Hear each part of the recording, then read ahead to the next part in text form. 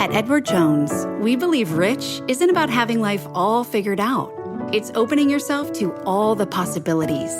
That's why your dedicated financial advisor provides long-term planning built around you, meeting you where you are, and helping you get closer to where you want to be.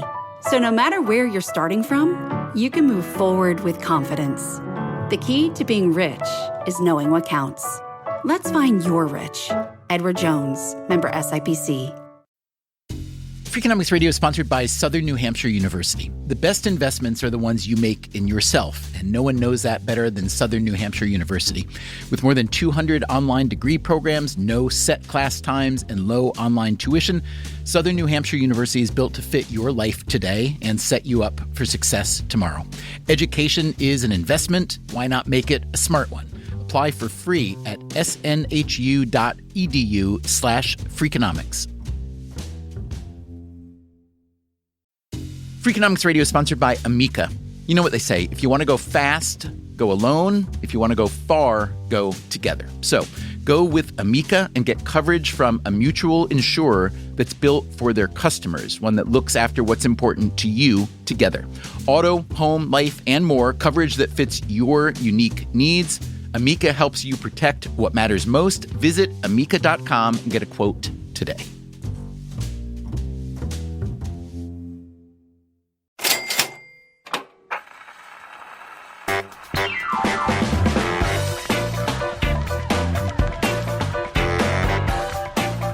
You rolling? Hey, Levitt. Dubner. You nervous? No, I'm not nervous. We've done this before. What have we done before? We have gone on stage together with a moderator who has the fate of this show in her hands. Tell the people where we are, what we're doing, and why. We're at the 92nd Street Y in New York City, and we are bringing our new book, Window Robber Bank, into the public spectacle. Does that make any sense? Yeah, that was good. I don't think that's a real idiom, but I like how you kind of pretended it was one and just went with it. That's good. And it's May 5th, 2015, Pub Day. So this is the day that the book is coming out. And we're in a green room, which is actually green. We're ready to start. Okay, let's do it. Tell me what you're about to do. We are lurking in the wings of the 92nd Street Y as the introducer introduces the moderator, and then the moderator will introduce us, and then we'll go out there and talk. Are you excited? Yeah, this will be fun. He just called us distinguished guests.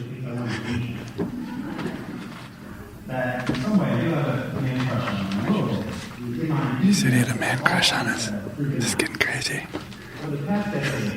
I don't think anyone's ever said they had a man crush on me before. Not true. Please join me in giving a warm welcome to our moderator and our distinguished guests.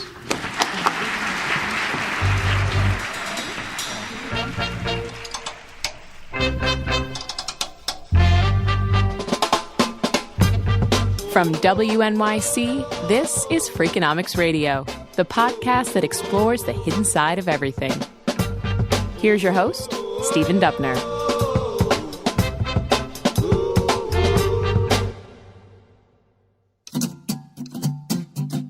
Steve Levitt and I just put out a new book called When to Rob a Bank. It's a collection of the best writing from our blog, 10 years worth. As part of the book tour, we were invited to speak at the 92nd Street Y in New York, which is one of my favorite cultural institutions in the world, partly because I live in New York, but mostly because over the years, the Y has hosted a who's who of artists, politicians, intellectuals, and now even us. The event was called The Best of Freakonomics, and the moderator was the great Faith Salie. You may know her from public radio's Wait, Wait, Don't Tell Me, or from CBS Sunday Morning. She's also working on her first book. Faith got the evening started by offering up a summary of Freakonomics that was better than anything we could have come up with. Let's kind of just, in broad strokes, do a little refresher about what Freakonomics kind of means. If you don't already know that a lot of drug dealers live with their mothers, if you named your daughter Olivia and are shocked to find out that 7 other girls in her class are named Olivia, right? If you don't know why David Lee Roth didn't want any brown M&Ms in his backstage dressing room, then you need to go back to their books. Freakonomics is a way of looking at the world, right? It's bucking conventional wisdom, or at least being skeptical of it. It's following data, right? And not trying to mold it, not trying to put order on it and tell it to behave. And saying, I don't know. You guys like to say that a lot. Often. And well, I don't know how often, but yeah. And then from your penultimate book, Think Like a Freak, you talk a lot about being childlike. You just used penultimate in a sentence. I've Did I never use it heard correctly? that. You did it really, really well. Thank you. All right, so on the childlike note, I just want to read this description of Levitt. This is from Time magazine.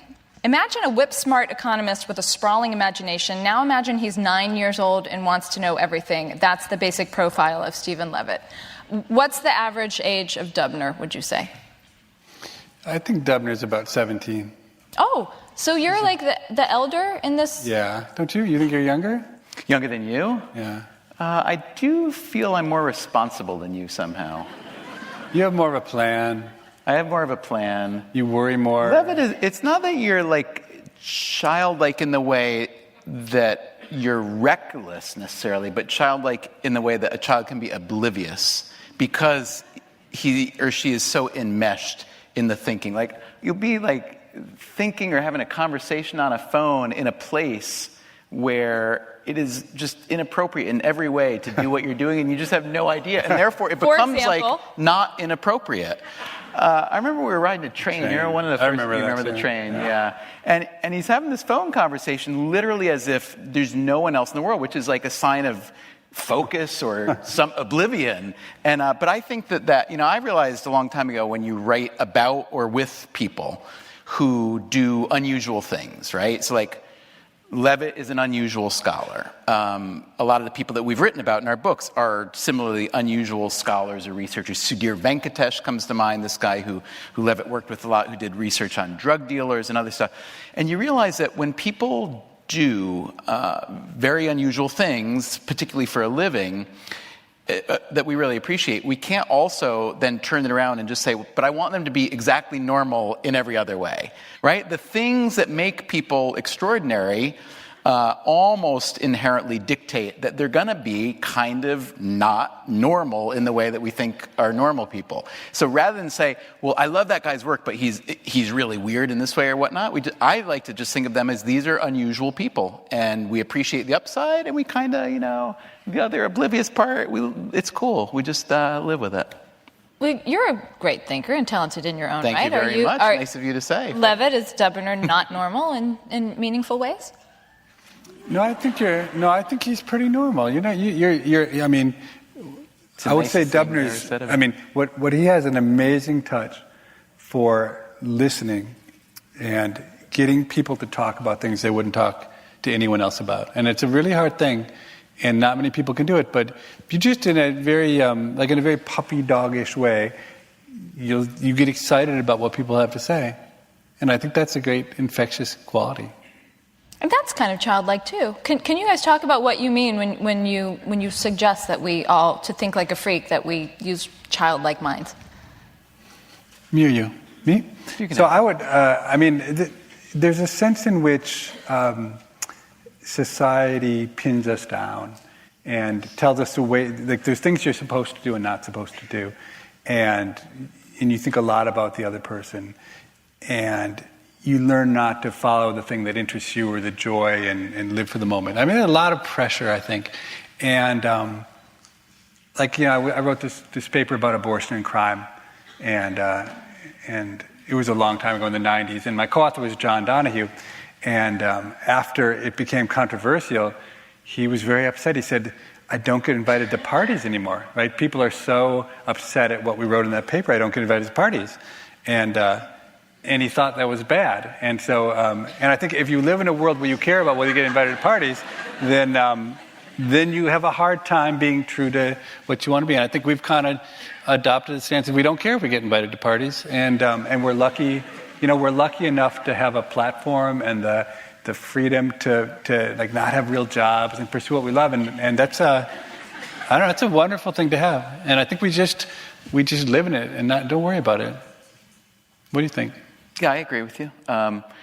I think the other thing of thinking like a child that's valuable to me, at least, is that, when you have kids, like my kids are 14 and 13 now, and especially when they're younger, children are always asking these questions that seem outlandish and outrageous and ridiculous and maybe even worthless a lot, right? But then some of them are just the kind of questions that a very curious mind has when you're trying to figure out like the way the world works and what a system is. But then that kind of gets beaten out of us as we get older. But that true curiosity about trying to figure out how things really work, rather than just say, oh, I guess that's because everybody says it's the way it is, right? So that's the part of the childlikeness that I like to carry forth, or think that we can inspire other people to carry forth. It's also just a lot more fun to be around people who have, whether it's, an infectious curiosity or a genuine interest in learning how things work rather than accepting what gets fed. That's the fun. And then figuring out stuff on your own, too, the way kids will muck around to try to put together something,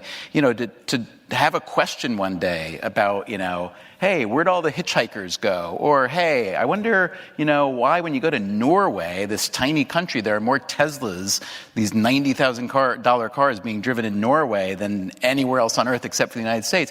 And you just walk around, ask these ridiculous questions, but then some of them are worth following, and then you find a way to follow them and get data and talk to smart people, and you solve a little riddle. And just what you said, where did all the hitchhikers go? Are you working on this? We did that one, yeah. We did a podcast on that. It was really, so it turns out that as best as we can tell, media coverage of hitchhiker violence, or violence against hitchhikers, but sometimes by hitchhikers, was one of those classic like shark attacks where it happened a few times, but not that much, but it was blown totally out of proportion. So everybody got scared. Everybody thought that hitchhiking was basically a fatal practice. If you hitchhike, you will die, which is not the case. But then additionally, the economic part of it was transportation became a lot cheaper. Cars got to be better over time, which meant they lasted longer, which meant that rather than have a family where there was no second car, there might be a 15-year-old car that before would have been not running and now gets handed off, and transportation overall became better and cheaper. And so there wasn't so much need. And now, of course, we might be on the cusp of what would have been a hitchhiker renaissance, but now we have Uber instead, which is essentially paid hitchhiking, so that's cool. Do you guys walk through your lives coming up with these questions all the time? Is it second nature to you now in a way that it probably wasn't before Freakonomics became a thing? Yeah, I don't think we're very different than we were before. Do you? I think the one thing that, so once I came to graduate school, really in academics, you get rewarded for having these ideas. And so I put a lot more investment. I walked around and for years still, I looked at every single thing and I would say, how could I turn that into an academic paper? And then what's interesting in light of our new book is that the blog, the good and bad thing about the blog, it took a lot of effort, but it forced you, I felt an obligation to maybe 3 or 4 times a week write something. Okay, so desperately, it puts you in the mind frame of, okay, is there anything in the world that's halfway interesting that I can somehow turn into a blog post? And so of all the things we've ever done, I think the blog is the thing which most warps you into always being alert, always listening to what the world has to say. But I would argue that's what any journalist, or not any journalist, but most journalists do. You're constantly trying to observe the world and see what looks a little out of place or a little unexplored, a little interesting. I remember one of my very, very favorite days as a writer was when I was first here after I went to graduate school here. Then I was writing for New York Magazine. I would write these short front-of-the-book pieces in this section that was then called Fast Track. And basically, the only way I could get in the magazine was to come up with an idea, and then write it, and then pitch it and write it. So all I did basically was walk around the city or whatever, looking for things that were interesting. I remember this one day in this neighborhood, actually, where I came up with what turned out to be 3 pieces in one Saturday afternoon wandering around. And my favorite of them was like a totally childlike inquiry that I guess, I don't know whether it was good or not. I liked it. And it was basically, I was at the Met, I was at the Metropolitan Museum. I think probably on the outside first, where there's the big fountain that's now been redone. And then you go inside to the Temple of Dender, and that's not a fountain, but it's a big reflecting pool. And, people throw their coins in a fountain. And it's the Metropolitan Museum. People come from all over the world. And you look down, and there's all these coins. And I thought, I wonder what happens to those coins. Like, who does what with them? First of all, if you just leave them in there, they're going to pile up, and it won't be a fountain anymore. It'll just be a big pile of wet coins. So I went to them and said, I would like to, find out what you do. And it turned out that there was a guy at the Met whose job on Monday, which I think was their dark day, his job was to clean out the coins from the fountains and the Temple of Dender. So I basically spent the day with him in big, muck boots, and he would sweep them all up and collect them, and then they'd take them downstairs, and they'd put them on these big screens and wash them. And then you have the problem that you have all this currency from like 100 countries, which is worth basically nothing. But they went to the trouble to collate it and bring it to a bank and turn it in and get it and convert it into money for, the Met operating fund. To me, that was a fun thing to do. That's like, if somebody's going to pay me $200 to write that article, I'm going to write that article every time. And for me, the best part is, as a writer then, every time I walk by the Met ever again, I'm going to have that memory. And so to me, the act of writing is kind of a way to, just as with travel, as with conversation, or all the things we do to make life larger and bigger and better, it's to create memories to make life, a little richer, a little warmer. When I have my kids, we walk by the Met, and I'll tell, do you know what happens to the coins in there? Let me tell you what happens to the coins in there. So that's all I do. How much did the guy steal? What kind of car did he drive? Did he drive a He did not drive a car to work. He did not drive a Tesla. He took the subway to work, so I guess he wasn't doing a very good job of recognizing the high-value coins. Yeah. How much did you steal? We're recording. Yeah. I think that's part of the amazing thing that you guys pull off is like these very everyday, could be considered mundane questions. Once you articulate them, and once they come from somebody like you who are now experts, everyone, that's a great question. Like your book. Why does KFC run out of chicken? Or We've why? already heard from KFC. Did you see that email? What happened? So what happened? Yeah, what happened? Well, you should describe the post. You should describe what you wrote.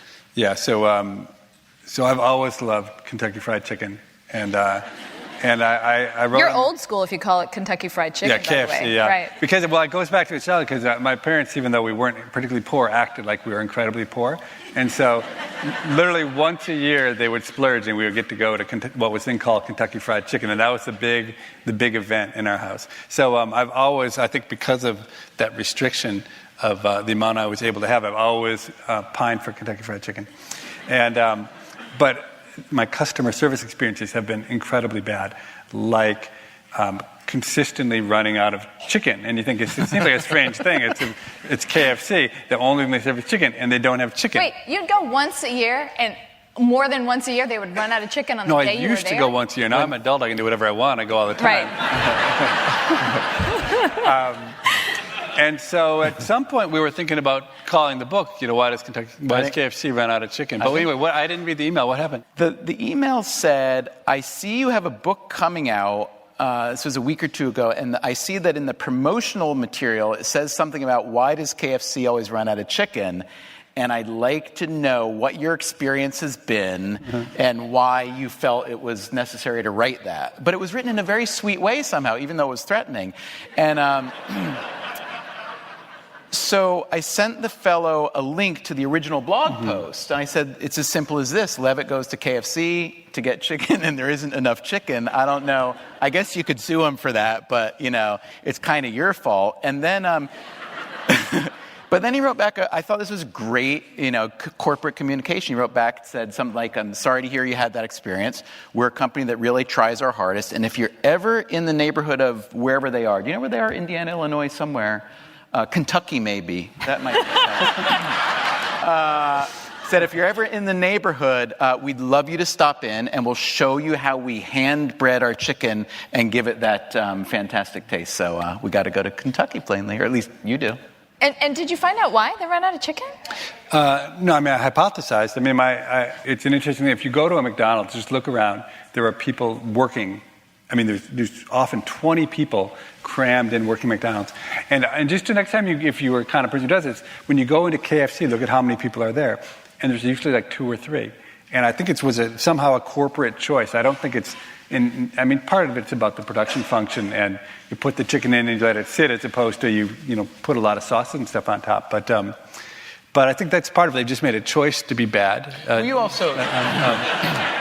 But economists, you laugh at that, but economists say it's fine. They're just trying to figure out how to maximize their profits. But the other thing, which I think is maybe more dangerous than what I just said, is that their clientele is much poorer, I think, on average, than other fast food. And I think that income is associated with quality of service. So I spent a year living in Palo Alto by Stanford. And the quality of service you got was absolutely unbelievable at every place. And I just came to believe it was because everyone is so rich. And when people are rich, they're I don't know if they're willing to pay for it, but they appreciate where they have different preferences. But I think rich people get really good service. So KFC has again decided to provide bad service because it's not what their customers are buying. I don't know if it's true, but that's certainly been my impression. Coming up on Freakonomics Radio, does Levitt regret anything he wrote on the Freakonomics blog all those years? The one that I only fake regret, that I pretend to regret, but I don't really, is the... And have we actually changed the world in any way, no matter how small?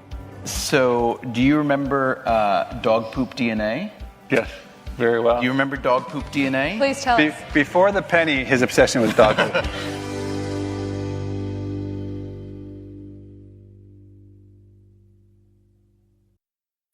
Freakonomics Radio is sponsored by Figure. Did you know that 40% of homeowners own their home outright? If that's you, don't let your equity sit idle. Tap it with a home equity line of credit. Figure, the #1 non-bank HELOC lender in the U.S., helps tap equity you've built in your home so you can do things like tackle a renovation or pay down debt. HELOC is a line of credit secured by your home. You can draw what you need, repay, and draw again. Figure offers a 100% online application. Get approved in 5 minutes and funding in as few as 5 days. It's faster than a bank loan and cheaper than a personal loan. Check your rate today without impacting your credit at figure.com/Freakonomics. This post is sponsored by Figure, NMLS ID 1717824. Figure is an equal housing lender. For more information about their licensing, visit nmlsconsumeraccess.org. Figure's HELOC is subject to credit approval and terms apply. Freakonomics Radio is sponsored by Everpure. Data is crucial to businesses, but managing it can create friction, risk, and manual work. Everpure transforms static data into a living system, intelligent, instantly accessible, secure, energy efficient, and ready to perform. Plus, there is zero downtime for upgrades and maintenance. Whether your data is in the cloud, on premises, or at the edge, Everpure makes data management so simple it feels like second nature. Tame your data chaos with Everpure. Visit everpuredata.com to learn more. Freakonomics Radio is sponsored by Southern Company. The world and its energy needs are always changing. Southern Company's commitment to meeting this demand stays the same. That's because Southern Company believes energy is more than a utility, it's what powers possibilities. So they are looking ahead and investing $80 billion in infrastructure upgrades and are committed to fueling growth in ways that benefit all customers so that reliable and affordable energy is accessible for generations to come. Go to southerncompany.com to learn more. Southern Company, building the future of energy.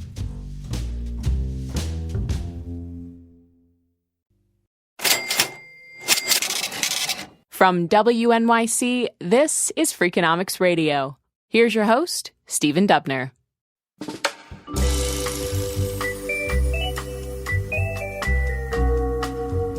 Steve Levitt and I were up on stage at the 92nd Street Y in Manhattan, just minding our own business, when this busybody named Faith Saley started asking us all these questions.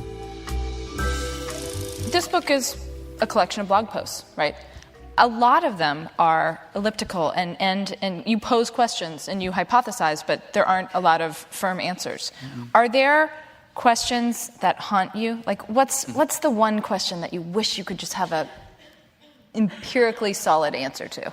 My question is, what makes people happy?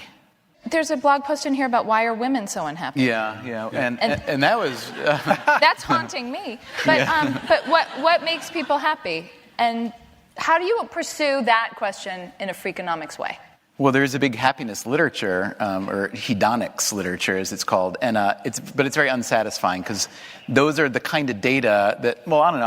I'd be curious to know what you have to say, Levitt, because data is great, and there are limitations of data, and so if you want to know something like what makes a given person or a given population happy or satisfied, it's not as simple as asking them, because people say kind of what they might feel at the moment and not feel at a different moment. They may say what they think you want them to say or what you want to hear. So I don't know, if you could get hold of or commission any data possible or invade privacy in any way possible to find out what makes people truly satisfied and happy, what would you do?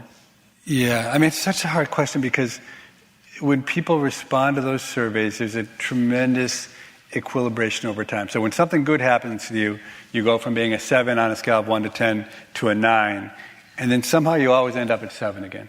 The psychologists have done these studies where they take people who win the lottery and people who have become paraplegic from diving accidents, and after a couple of years, they're all saying 7. I mean, it's just everyone always equilibrates. So it's hard, but you kind of know that if you went back in time, sometimes the lottery winner would say, I wish I didn't win the lottery. But it's super confusing to figure out how you sort out what I think is a strong evolutionary tendency to figure out whatever situation you're in, you're reasonably happy with it. Not too happy, because if you're too happy, you don't work hard enough to make your situation better. But if you're too upset, you can't deal with it. I mean, what I did do, probably one of the strangest studies I ever did, but one of the ones I liked the best was very much aimed at the idea of happiness. And Dubner had an idea for a podcast, which I thought at the time was completely and totally ridiculous, which was about the upside of quitting. And so with essentially no evidence or data in any way, shape, or form except a belief, Dubner did this podcast in which he implored people to quit much more than they did. And what was crazy is that people just wrote, hundreds of people wrote and said, oh my God, I just quit. It's the greatest thing that ever happened to me. And I'm divorced. Thank you. You're right? welcome. And tons of people did that. I mean, even and so what? They were quitting jobs, quitting marriages, everything, quitting everything. And so after that, it was such I had just a flash, just a moment. And I said, wow, if people listen to us, we can actually start to answer interesting questions. And so riding on the back of that, we set up a web page. We called it Freakonomics Experiments, and we said to anyone who had a hard decision that they were having trouble making, they should come to our web page, and we'd kind of give them advice about how to make their decision, with the ultimate hope that at the end of all our advice, they were still as confused as they were when they got there, in which case we would solve their problem we would flip a virtual coin, and it would flip on the screen, and it would either come up heads or tails, and then we would say, if it comes up heads, you got to promise us that you'll quit whatever you'll quit your job. And if it comes up tails, you got to promise us you'll keep your job. Okay? And we couldn't act because of the rules of stuff about human subjects and institution, IRBs. We couldn't compel people to keep their jobs, but we hoped that we could put enough pressure on them, moral pressure and scientific need, that they would do it. And the amazing thing is, we had this crazy idea. We built this webpage. We publicized it, and by the time we got to writing the book, so 25,000 people had come and flipped these coins. And so what's neat is, so you can just look at all the people who got heads, say, if it came to quitting a job. And it turned out of the people who got heads saying you should quit your job, maybe 40% of them quit their jobs. And of the people who got tails, which said stay at your job, only maybe 20% of those people quit their jobs. So we actually influenced something like 20% of the people who came to our webpage actually did something different because of the coin toss. So then we waited 6 months, we surveyed people, and we asked them how happy they were. And so the comparison is really just a comparison of, did you get heads or did you get tails when you came to the Freakonomics website? And the amazing thing is, the people who got heads, on almost every different question we asked, the people who got heads said they were happier 6 months later than the people who got tails. And those people had quit a lot more. And just to make sure it wasn't just, people saying what we wanted to hear, we also asked people to give us a third party, some friend of theirs, some trusted friend who would help them stick to their decision. And then we would ask those people, and they also would report that the people who got heads were happier than the people who got tails. And so for me, it was one of the neatest things about, so as an academic, I'm not very mathematical, I'm not very technical. There's all sorts of things I can't do, but I've always liked to explore interesting ideas. And this was the one time when we were able to put together the uniqueness of what we do and our reach and our ability to actually, like through social media, talk to people, to answer a question that no one else could answer, because we had a way to get thousands and thousands of people to divorce their husbands and quit their jobs and not have babies or have babies. And so for me, that in some ways, that was the most fun project I think I've ever done, because it answered such a fundamental question, which I think there's never been good academic research before. And we just come up with a basic truth, which is when you're not sure what to do, you should quit. I think this is what the data tell us. They said you should just, if you can't decide, it means you should have quit already. And you should just quit right away. Should we go now? Well, this evening is billed as the best of Freakonomics, which that was the best. I know, right? which I feel like is more pressure on me than you. But what's nice about reading this book, you get a sense of how personal you guys did get with your blog posts. I'm kind of talking in past tense, by the way, because you're not blogging like you used to, right? Although blogs are, it's a little bit, I mean, it's funny, we kind of hit the heyday of blogs by mistake. And we don't do it as much anymore, in part because it's really hard to blog every day and also do all the other stuff we try to do. So radio, podcasting takes a lot of writing. Writing academic papers theoretically takes a little bit of time. But also, it's like, I think the whole idea of blogging, I mean, it did go away. Not entirely. Why blog when you can tweet? Right. So between Twitter and Facebook, even though they're not really very good substitutes for blogging, and I miss it. I mean, we mostly now use a blog to tell the world what we're doing on our radio show, which is a great use of it, and we write on there. But I kind of miss it. I kind of miss like every morning waking up and saying, do I have anything worth saying, and going right there and publishing it. Because like the whole idea of growing up as a journalist where there was a hierarchy and someone controlled the printing press, and above and below that were editors who controlled what went to the printing press, the whole notion of publishing yourself with a click of a button so that thousands of people could read it is incredibly intoxicating. That's my favorite thing about the digital revolution, writ small.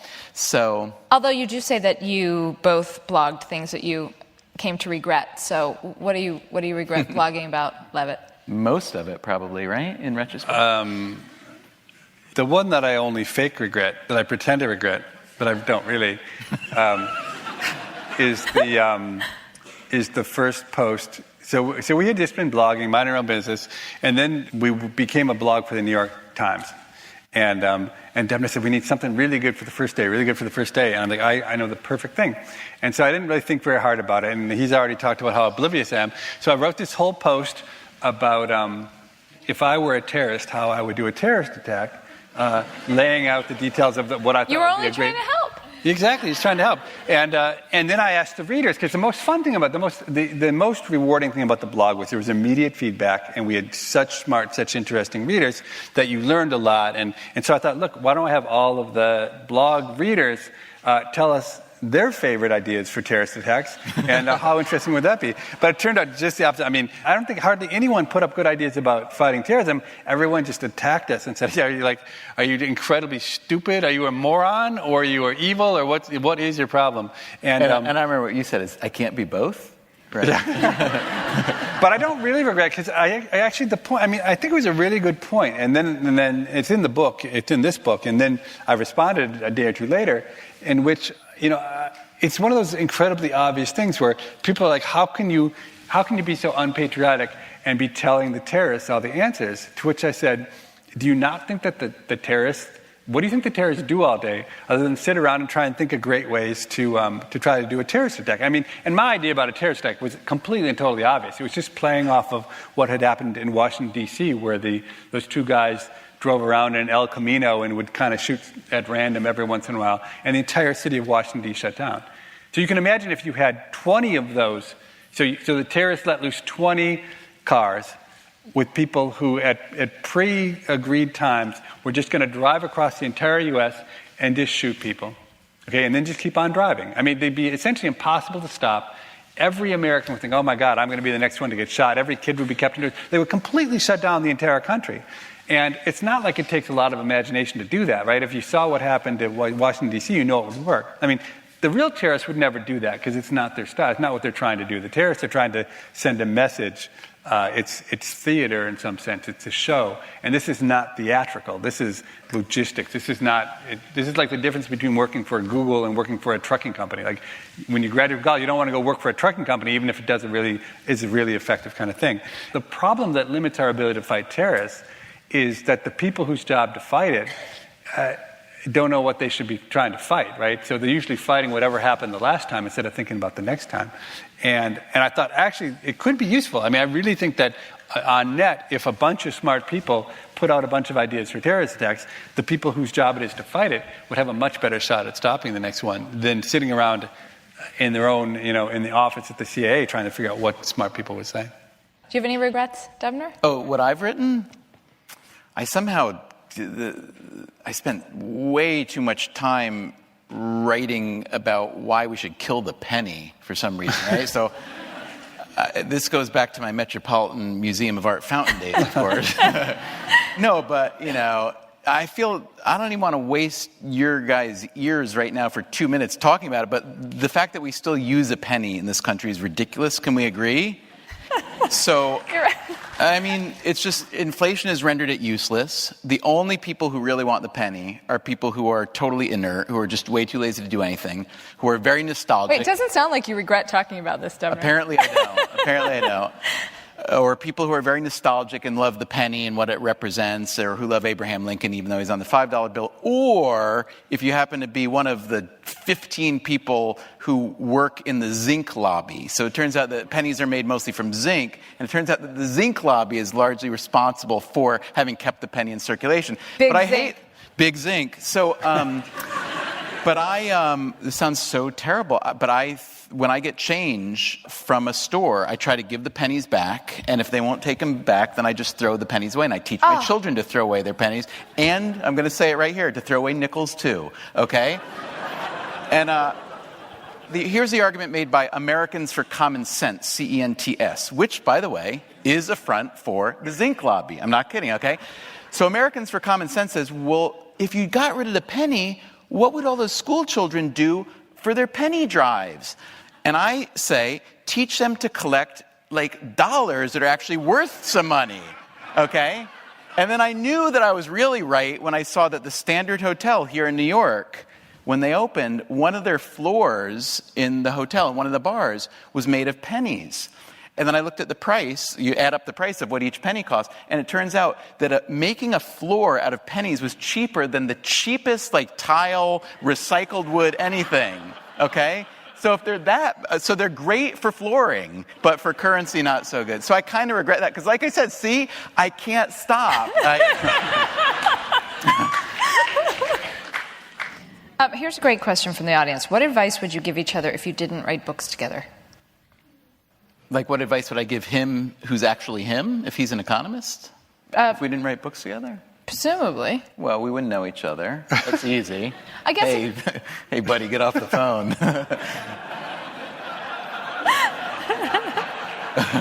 How about, let's just take out the second half of the sentence. What advice do you have for each other?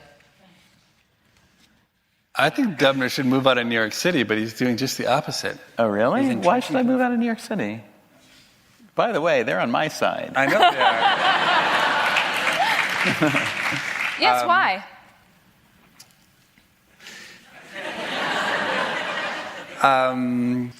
Not that you should move out of New York City now, but you should be prepared to move out of New York City in the future. Is this a tax That dodge? sounds ominous. What's that? Ominous? Yeah. No, New York City is a great place. It's just you are making all of these very expensive investments when it's quite possible to become a time when you don't want to be there. I think you're totally wrong, because I think the older I get, the better New York gets for me, because there's nowhere else in the world I would want to live. My goal in life, as my children know, is to get to 100. That's just a thing I'm really into. Yeah, I really want to do it. So, You mean get to 100th Street, on the east side or west? Years old, thank you. So if there's any good medical advice out there, please let me know later. But to me, there is literally no place better in the world to get older and old than New York City, where you can actually still do stuff and be around people and, if I need to mug. So I remember right after 9/11, so I'm the youngest of 8 kids, and I'm the only one who lives in New York City. All my siblings, none of my siblings live in any city, really. And right after 9/11, they all called, of course, and very concerned, and we had one kid, Solomon was, had just turned 1 year old, and it was obviously, upsetting. We were all, thank God, safe, everything, but a lot of people we knew were involved, and it was scary, and you didn't know what came next, And all my siblings called, and one of my sisters, my sister Beth, who's I love very much, she's closest to me in age, and she lives in Buffalo, and with her family, a great family, love the extended family. She called and she said, Beth is a very kind of not forceful type personality at all. She's very docile generally. And she said, Steve, I really think that you and Ellen and Solomon need to leave New York now, forever, and you can come to Buffalo and you can live with us until you get your footing, until you find your own place. And I said to her, Beth, I love you, but I really would rather die in New York than live in Buffalo. And this is not against Buffalo. I like Buffalo. I like where I live. But it's like New York is a thing that gets in your blood, and it is who you are. So that's what you're up against, brother. That's right. Stephen Levitt, your sister named Freakonomics, right? Yep. Can you talk about that story? Yeah, so we, way back, were writing this book, and it didn't really have a theme we really struggled trying to come up with a title, and between us and the publisher, we've gone back over like 15 or 20 bad titles, and my sister's was the most. She died, and actually 2 of the posts in this book are about her, one by me and one They're by my favorite father. posts. They're really beautiful. She's an extraordinary person. She sure was. She was the most creative person I ever met, and kind of transformed me completely. Literally transformed me when I was 12. She made it her mission to turn me from a little Weasley loser into a cool kid, and I was weird enough to actually be willing to let her mold me in whatever way she wanted. What did she call you? Oink baby? Yeah, oink baby. Yeah, oink exactly. baby, yeah. So, and then I knew she would. I told Dubner from the beginning, my sister will be the one to name this book, and within literally like 10 minutes of me sending her the first version of the book, she said it's Freakonomics. And it took a while to get people on board, and there was a lot of resistance to it. But honestly, it was such a perfect title. It so captured what we were doing, and it was so far from any of the titles we were thinking about. It would be neat to play back a counterfactual in a world in which we called it, some E-ray vision. Ain't necessarily so. There were like one person there. E-ray vision? E-ray vision as in like economist vision. Right, sure. Yeah. It's still, even when you get it, it's not good. Yeah. Well, that is the post that you write. Linda was your sister. Yeah, is really moving, and in fact, that's something that I really, really like about this, about When to Rob a Bank, is how personal you guys get. It's really wonderful. In the past 10 years, what has surprised you the most about what you do? The one that comes to mind for me is a bummer. So I don't want this to be the last word said here. What surprised me the most is how, on balance, brutally ineffective most current treatments are for cancer, and that we still do them at massive expense, financial and emotional and other ways. And that, when we began to look at the data on that, was just crushing to me, because you sit back and everybody knows someone who suffered from cancer, and often someone who's died from it. But then we always hear about new drugs, new treatments. There was the war on cancer, Nixon 40 years ago now. And the fact is that when you look at the data for most solid organ cancers particularly, we're just not very good yet. And that, like I said, is obviously not a happy thing to have learned, but it's a thing I'm glad I learned, because then you look for other people who are trying to do things very, very differently. So when you guys make a discovery like that, what can you do with that? We all hear that knowledge is power. So how can you take what you learn and make a change? Well, we wrote about it. Right. I mean, you write about. I mean, to me, that's we're two pretty feeble people overall. We don't have much leverage in the real world at all. But writing is the best leverage that we can muster. So have you had responses to do you feel like it's made for meaningful responses? I know that now to say that in public is not necessarily heresy. But I don't think much more than that. I mean, some things that we write really do influence people. I mean, sometimes people really change their behavior, even legislation, because of what we do. But that's not. That's an example what are you of talking legislation about? that changed. The only legislation I'm aware of is there was a little tiny town in Alaska that had like 2,000 people, and they made it illegal to walk drunk in that city. And that was one of our proudest moments, was when we showed that drunk walking was 8 times worse than drunk driving, and encouraged everyone to, if they were drunk, to certainly drive home drunk as opposed to walking home drunk. And this one city in Alaska took those words to heart and made it a punishable crime to walk drunk. But literally, I cannot think of another piece of legislation that passed. I got another one for you. So, do you remember dog poop DNA? Yes, very well. Do you remember dog poop DNA? Please tell us. Before the penny, his obsession was dog poop. So this would come from, honestly, this would come from walking my daughter to nursery school in this building, right? So you're walking down the street, and you're thinking about a lot of things. You got is the lunch there? Is the lunch smushed? Is my daughter walking into traffic? Is my daughter walking drunk into traffic? All kinds of issues. And then the last thing you want to do is step in it, right? And it happens, especially if you live kind of near the park. So we came up with a plan that I thought was kind of a good plan, right? Which is, if you want to own a dog somewhere like New York City where people walk around where dogs poop. A poop database. So you have to, when you register your dog to get a license, you just have to submit a saliva swab or some kind of swab, and then you can get the DNA from that. Poop, as it turns out, is a very rich DNA source. So once you get the poop, you can match the poop to all dogs on the registry, send them a ticket, bam. If you make a ticket, $500. The city would make so much money. Wouldn't it? Right? So it hasn't happened in New York, but it has happened in other places. It has happened. I believe, I want to say in Petah Tikva, Israel, there's a poop DNA law in the books. I want to say in some other smaller jurisdictions, like certain condo communities in Long Island have invoked it, which isn't quite legislation. Changing the world, one poop at a time. Levitt, what surprised you the most?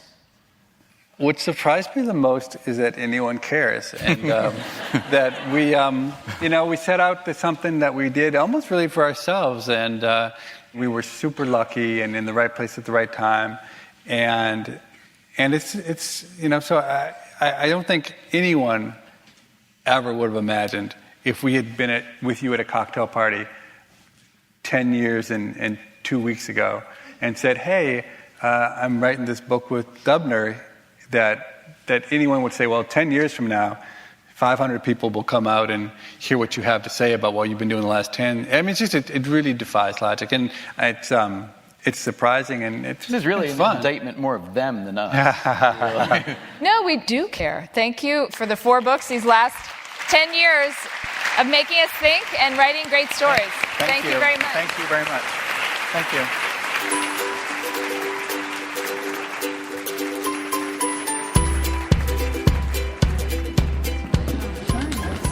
Hey, we survived. Any final thoughts? Not really. I used them all out there. I didn't have that many tonight. No, on fire. I was not on fire. Oh, you were funny. Clearly. You were so funny. You were good. I've talked a lot, but you were funnier. You were good. Hey, podcast listeners. Next time we're in your town, I hope you'll come out and see us. Thanks so much to all of those who came out to see us in New York, and especially to Faith Saley and to everyone at the 92nd Street Y in New York City. This recording was provided courtesy of the 92nd Street Y. Next week on Freakonomics Radio, we talk about how failure can be your friend. I failed for the first 5 or 7 years. Now I look back and I say, why did I keep going that long? Because of the shame. I didn't want to admit failure. Are we thinking all wrong about failure? That's next time on Freakonomics Radio. Freakonomics Radio is produced by WNYC and Dubner Productions. Our staff includes Greg Rosalski, Caroline English, Susie Lechtenberg, Merritt Jacob, and Christopher Worth. We had help this week from Wayne Schulmeister. If you want more Freakonomics Radio, you can subscribe to our podcast on iTunes or go to Freakonomics.com, where you'll find lots of radio, a blog, the books, and more.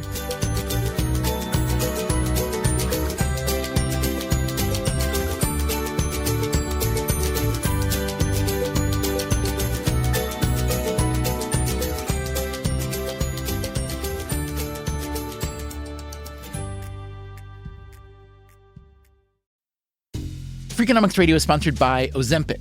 Innovation happens through rethinking what's possible, and when it comes to GLP-1s, Ozempic pill does just that.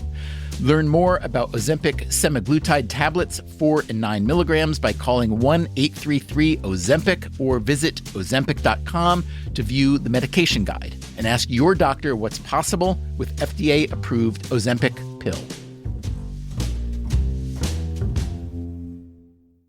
Hi, I'm Angie Hicks, co-founder of Angie. From roof repair to emergency plumbing and more, when you use Angie for your home projects, you know all your jobs will be done well. Angie, the one you trust to find the ones you trust. Find a pro for your project at Angie.com. Talk about regrets.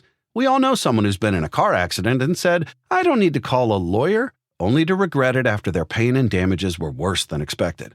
When someone hurts you, you deserve to be compensated fairly. Morgan & Morgan is America's largest injury law firm, fighting for the people for over 35 years.